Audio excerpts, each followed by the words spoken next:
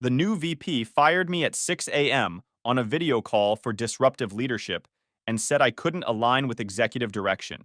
By 11 a.m., I'd signed with their competitor as chief systems architect. 9 days later, the company fell apart, and their major clients called me. Sup Reddit. Buckle up because this one's long and extremely satisfying. Name's Rick, 33 male.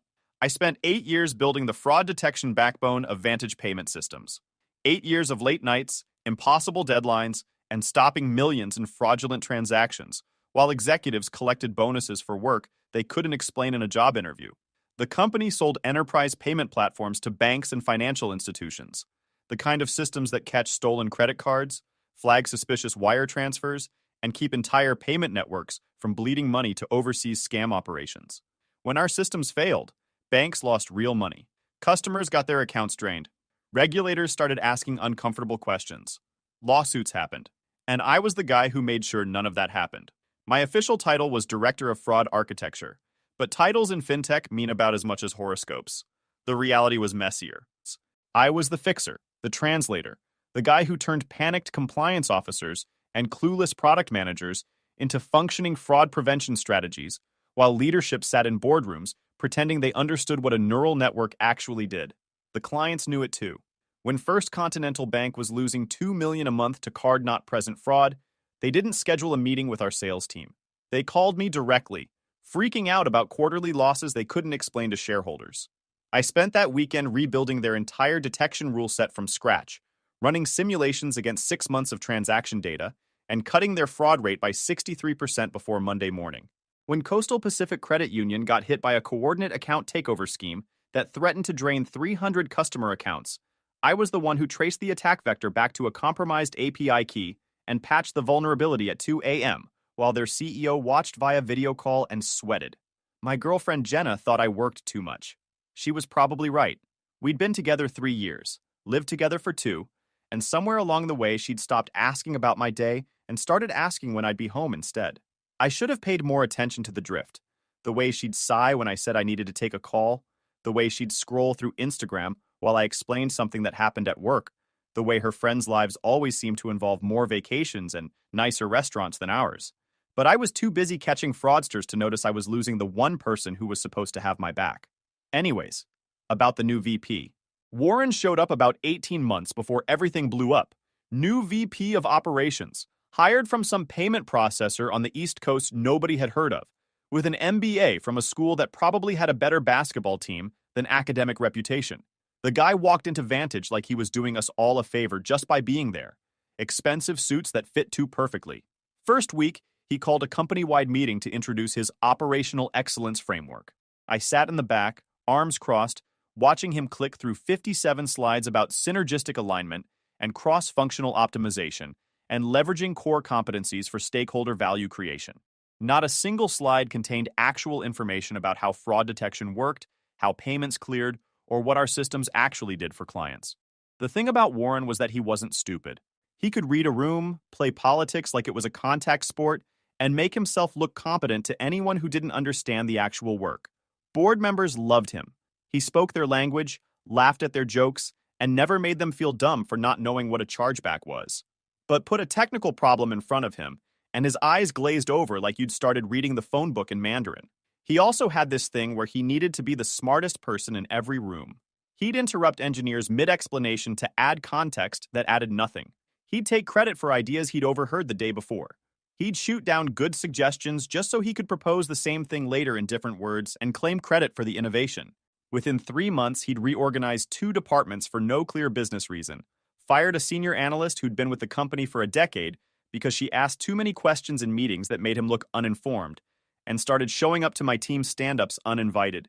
Just appeared one Monday morning, leaning in the doorway, asking questions that made my engineers exchange looks like they were watching a slow-motion car accident. The only person at Vantage who seemed genuinely unbothered by Warren's presence was Eddie from IT. But Eddie was unbothered by everything except running out of energy drinks. He ran help desk like it was a combination tech support center and personal podcast, narrating his troubleshooting process to anyone within earshot while somehow actually fixing things faster than anyone else on the team.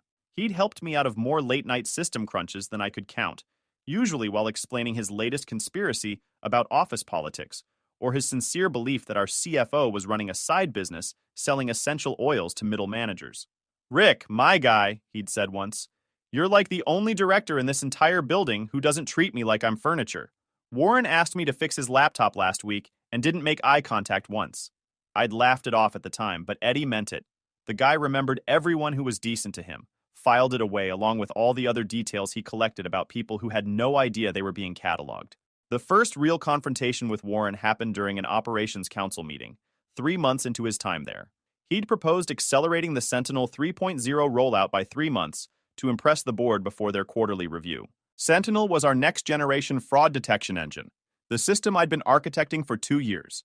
It processed payment transactions in real time, ran behavioral analysis on every cardholder, and could catch fraud patterns that traditional rule-based systems missed entirely. It was going to be the foundation of everything Vantage did for the next decade. The room was full of nodding heads. Everyone wanted to impress the board. Nobody wanted to be the person who told the shiny new VP that his idea was fundamentally stupid. I pulled up my project timeline and walked them through the dependency chain. 3 months of cut corners meant skipping the load testing we needed for Black Friday volume, the single biggest transaction day of the year, when systems either held or collapsed under pressure. It meant shipping with known false positive issues that would flag legitimate transactions and cost our banking clients millions in declined purchases and furious customers. It meant going live before we'd completed PCI DSS compliance certification, which could get us blacklisted from Visa and MasterCard entirely. We shipped Sentinel early, and we're not just risking bugs, I said, looking directly at Warren. We're risking regulatory action. We're risking losing our card network certifications. We're risking client relationships that took a decade to build. This is what happens when you compress timelines without understanding dependencies.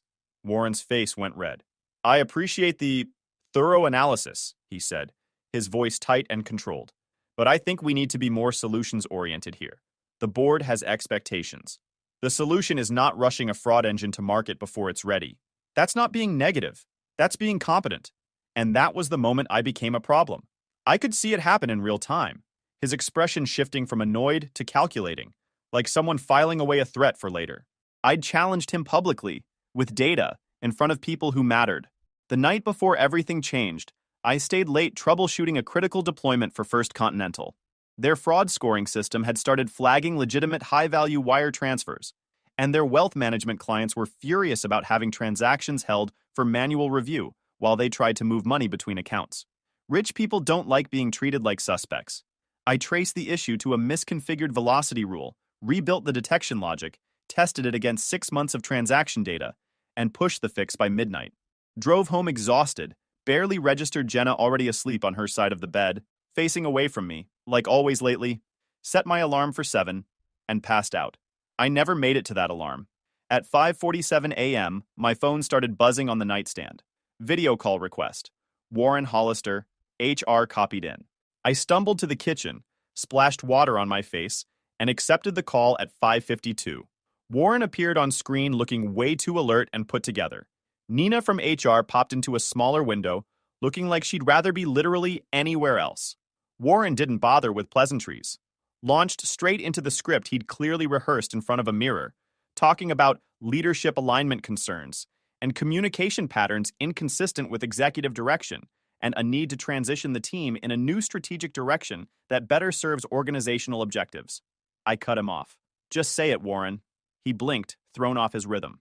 We're restructuring the fraud architecture role.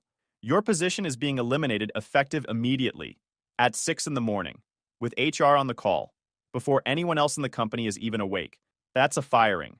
You can use whatever words make you feel better about it. Nina jumped in with the paperwork.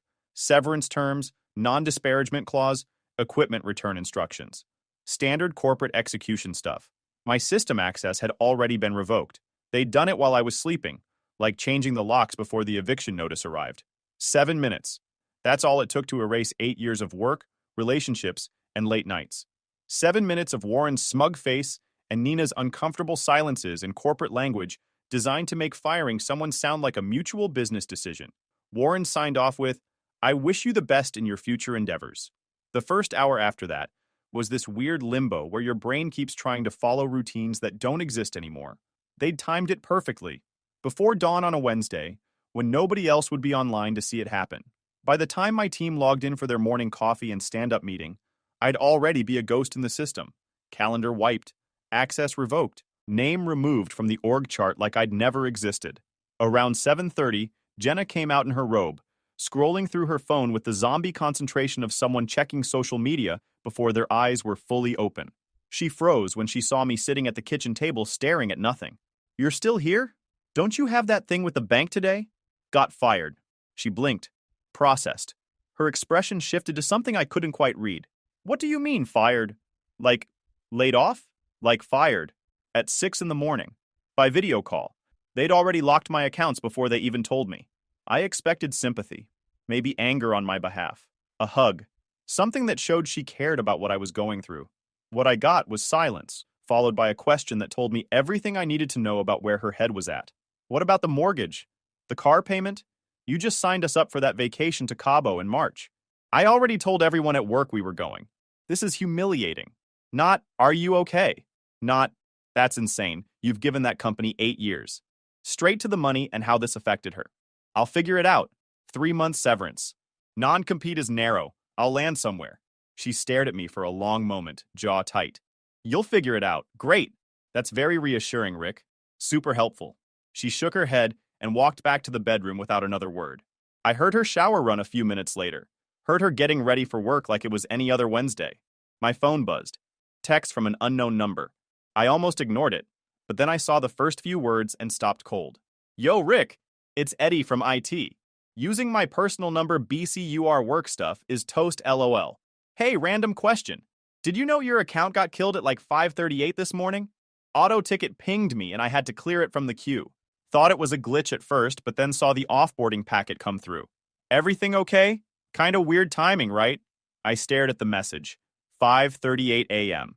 They'd disabled my access 17 minutes before the video call even started. Before they'd officially told me anything. Before I'd had any chance to respond to whatever concerns they claimed to have. "Offboarding packet?" I typed back. "Yeah, the HR thing.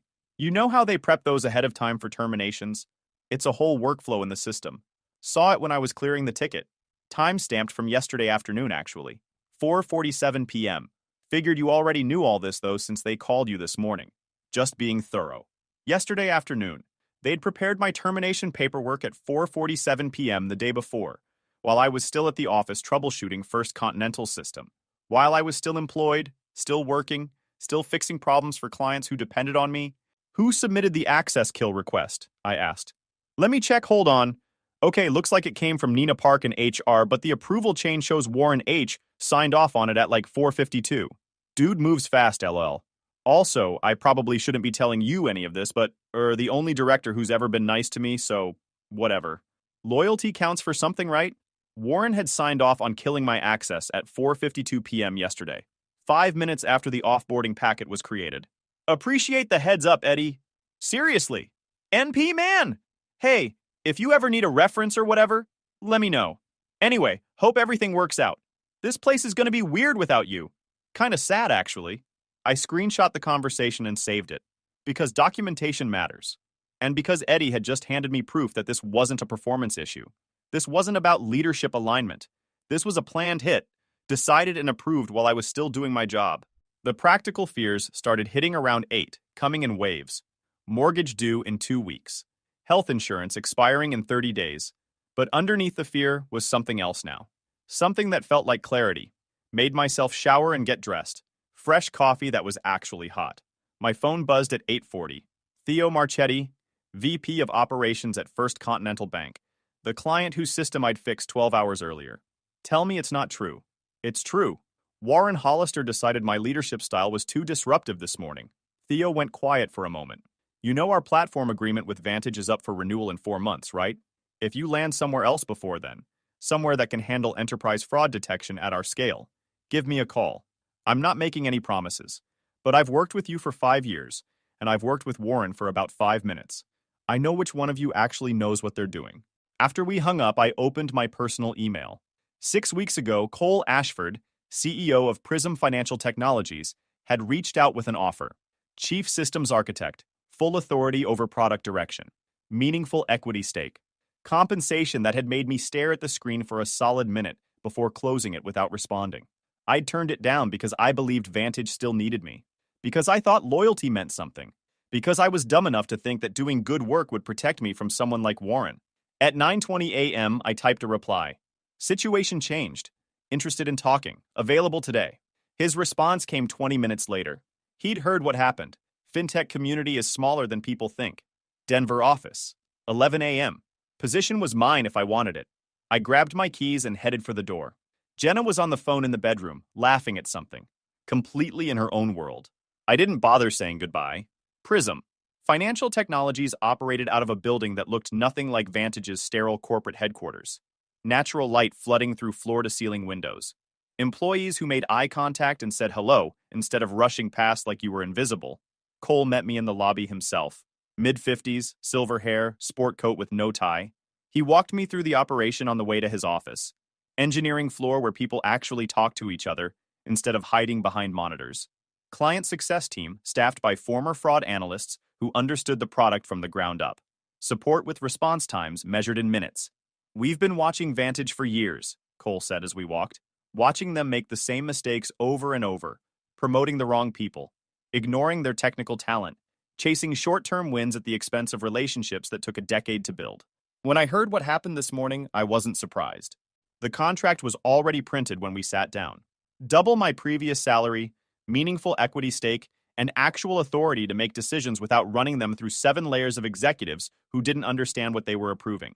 I read every page, old habit, everything checked out. At 11:20 a.m., I signed. 5.5 hours after Warren tried to end my career, I'd landed in a position that was bigger, better compensated, and would put me in direct competition with the company that just threw me away. Cole shook my hand. Welcome to Prism. We've got work to do. I spent the afternoon getting oriented.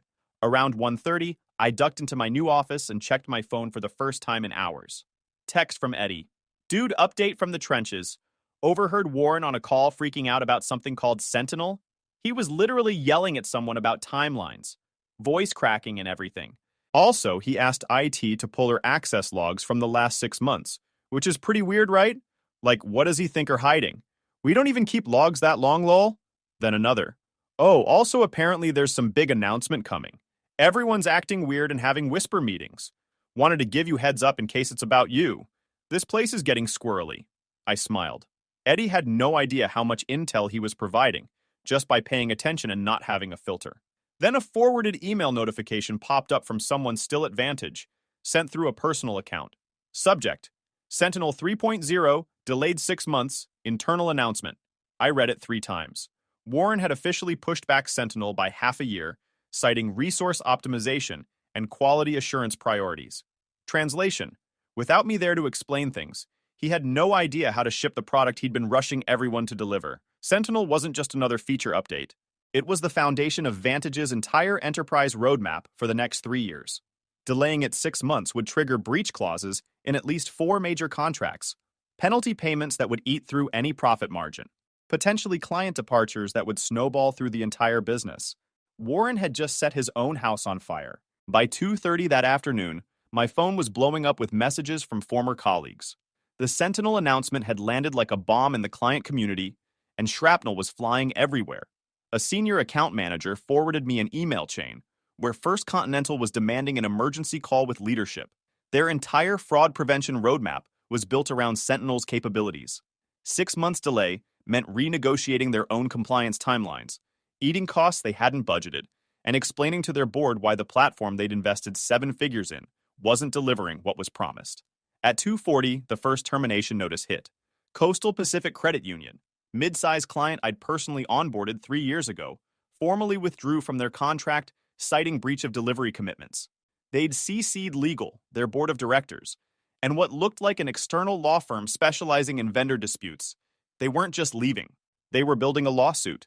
A second termination came at 3:15, then a third at 3:52. Each referenced the delay, the lack of communication, and serious concerns about the vendor's ability to execute on stated commitments. Eddie texted again, "Bro, it's chaos here." Warren just had a screaming match with someone in the big conference room. Glass walls so everyone saw everything. He's blaming stuff on legacy architecture decisions, which I think means you. Also, HR is pulling together some kind of statement. They asked me for those access logs I mentioned. Told them I'd need a formal request with proper approvals and signature from legal. Bought myself like 2 weeks probably. Then, okay, wait, this is getting weird. When I was checking ticket timestamps for their log request, I found something interesting. Warren's executive assistant booked a meeting room at 5:30 a.m. this morning, before your firing call even started. There's also a catering order attached for coffee and Danish for 2 people. So they were literally sitting in a conference room prepping while you were still asleep. Had the whole thing planned out. Another text a few minutes later. Update. Just found out Warren tried to get her badge access retroactively changed to show a left the building at 8 p.m. last night instead of midnight. Like he was trying to prove you weren't working late. I told him that's not how badge systems work, and also tampering with security logs is probably illegal. He did not like hearing that.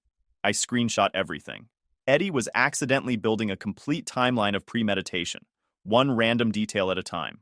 My phone rang at 4:08. Warren Hollister.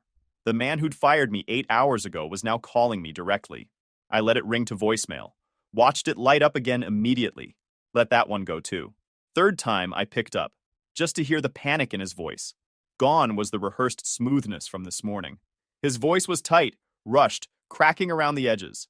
Rick, listen, I know things ended badly, but we have a situation here.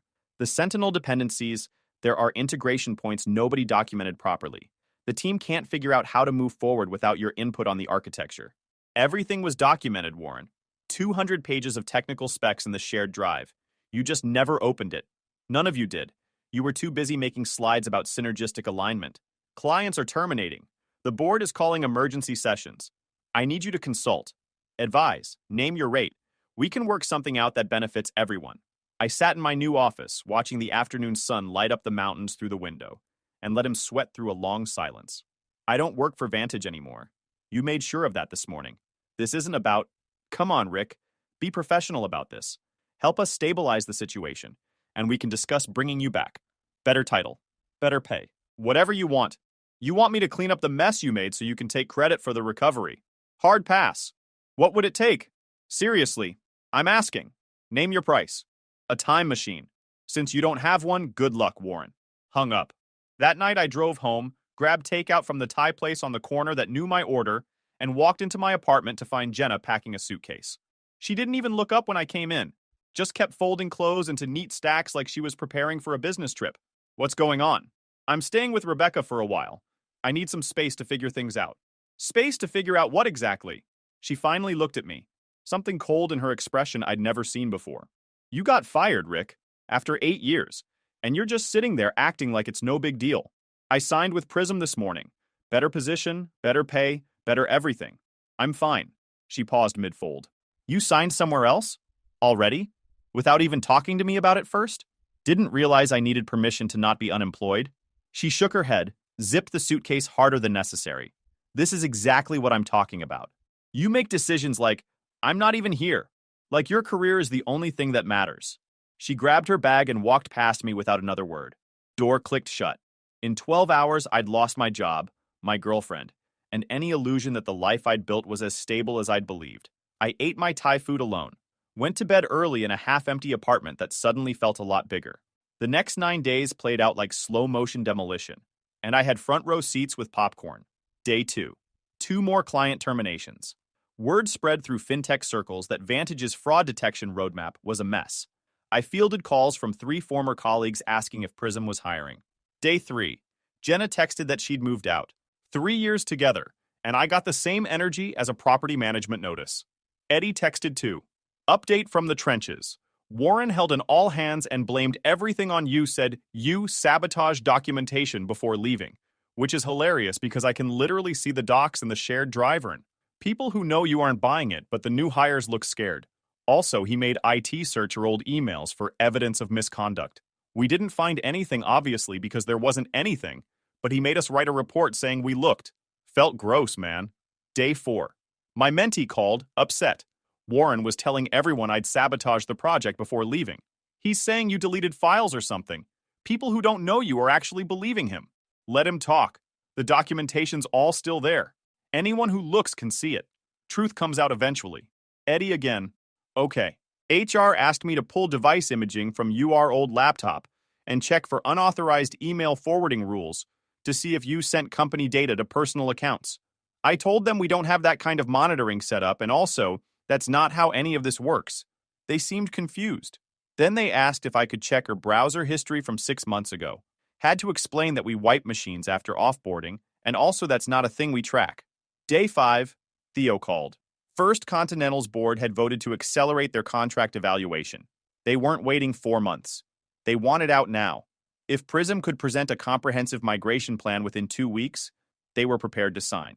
This was the moment. Everything I'd built over 8 years was about to pay off in a way Warren couldn't have predicted. Scheduled the presentation for day 7.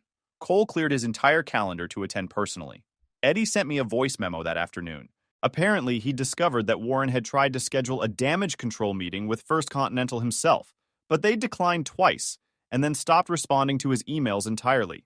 The account manager handling the relationship had told Eddie she'd never seen a client ghost a VP that fast. Day 6, 18 hours straight. Migration timelines, architecture diagrams, risk assessments, cost projections, regulatory compliance frameworks. I mapped out every integration point, every potential failure mode, every question they might ask about transitioning their fraud detection from one platform to another without disrupting operations. 3 Prism colleagues stayed late with me.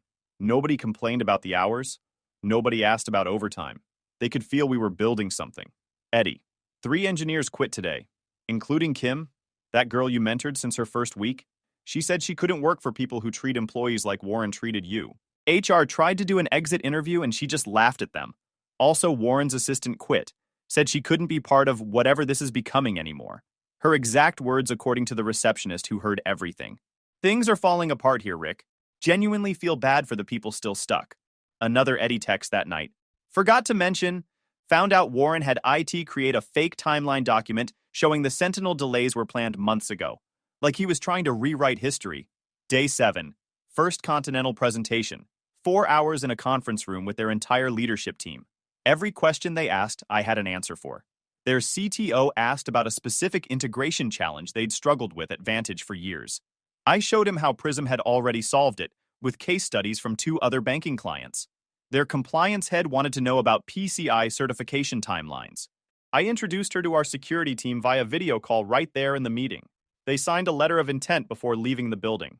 Day 8. 4 more Vantage clients reached out.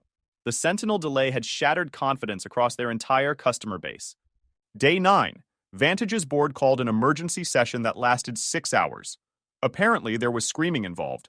Multiple sources confirmed that Warren tried to blame the entire collapse on a coordinated attack by competitors and disgruntled former employees, which went over about as well as you'd expect when the board members could literally read the termination timeline Eddie had accidentally documented. When it ended, they announced Warren had stepped down to pursue other opportunities. Corporate speak for, "We fired him before he could do any more damage." Eddie's final text that night was gold. He's gone. Security walked him out at 4 p.m. with a cardboard box. He looked like someone told him his dog died, took his fancy laptop bag, and his stupid motivational poster. The security guard, Mike, said Warren, tried to argue that he should get to keep his parking spot for another month. Like that's what matters when you've just torched your career. Anyway, wanted you to know? Also, I might apply to Prism if you have openings. This place is absolutely cooked. The new interim CEO is walking around looking like she just realized she bought a house built on a sinkhole. That evening, I got a text from Jenna's friend Rebecca. Thought you should know. Jenna's been seeing someone. Guy from her office named Trent. Started before you got fired. She was planning to leave anyway. I laughed out loud. She'd been planning her exit while I was fixing fraud algorithms, and now she was with a guy literally named Trent. Didn't respond to Rebecca. Just went back to reviewing presentations. The first 3 months at Prism felt like finally breathing. Every decision I made was based on what would actually work, not what would make some insecure VP feel important. Every meeting had a purpose and an outcome.